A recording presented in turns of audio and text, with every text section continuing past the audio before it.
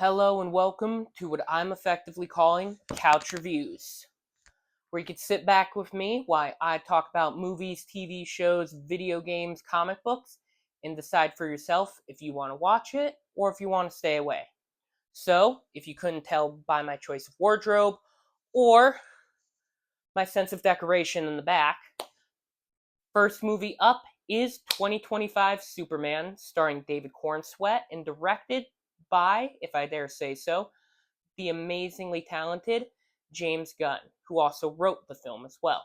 So, first, I'm going to go over a non spoiler review, give a warning, and then, of course, spoilers after that. So, just a little synopsis slash just download of the film. Superman's 3 years into his career and is in the public eye and has to battle not only the public opinion of him, but also combat Lex Luthor and his nefarious plans as well, and decide what it means for him and why he is Superman. So, again, first non spoiler review. I very much enjoyed the film. James Gunn leans fully into the fantastical. He's having characters flying around and background characters and other actors acting like, it's just a kind of a normal Tuesday. There's a giant kaiju. Not a spoiler because it's in a bunch of the marketing. But again, giant kaiju just walking down the street. He is fully leaning into the fantastical and moving slightly away from some of the more realistic stuff that we've seen from Marvel or older DC, where it can be a little, where they try to make it more realistic and or a little bit more gritty. James Gunn is fully leaning into the fantastical, which I love.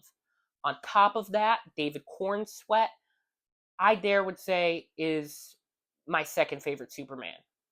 He is on par with or very close to my number one, which is Christopher Reeves. Again, David Cornsweet does a great job of portraying just a Man of Steel that is super, but also just welcoming and human. I feel like I could grab a beer or some lunch with the guy and just chat and laugh about random crap for hours. And that's just, again, that's Superman to me. As well, there's just a phenomenal cast overall. Lois Lane is amazing. Again, I could go on and talk about the cast, but I'm in very much detail, but I'm going to try to keep this brief. There are maybe one or two points where something might miss, or again, uh, something in camera may take away from the main focus, but overall, it's a solid movie with an amazing message. I will end the non spoiler part by saying Nicholas Hoult is the best Lex Luthor I have ever seen. The man is smart, calculating, but also incredibly petty.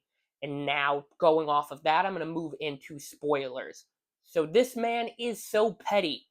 He has a jail to arrest, not arrest. He has a jail to just house ex girlfriends that wanted to dump him, freaking pizza guys or whoever that just, I don't know, gave him food that he didn't like or it tasted too hot. This man jailed anybody that just kind of pissed him off. And if you don't think that's petty, on top of all that, Lex Luthor has a bunch of genetically engineered monkeys hooked up to computers, posting hate on Superman throughout all social media 24/7. This man created high advanced monkeys that then created the hashtag super shit just to piss off Superman. How more petty can you get? And that just makes the rivalry between him and Superman and Lex just so compelling, and just Lex Luthor as a character so compelling because he is that petty.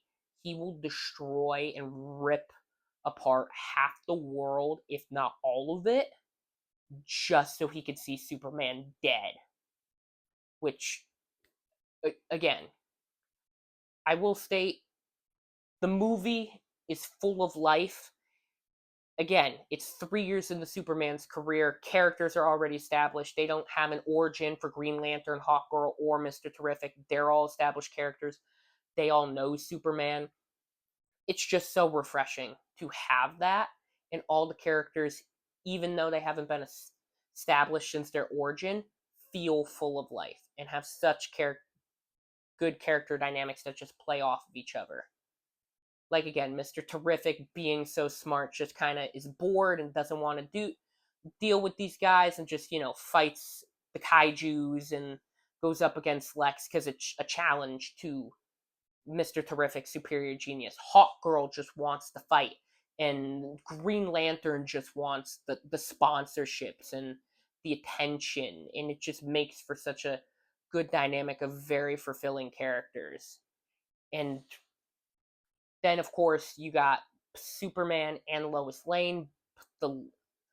Their romance just feels so unique. It's not, and oh my god, they're fully in love, but it's also not, oh, we don't like each other. Again, everything in this movie has layers, which I could go on about for hours, but I'm going to try and keep this brief.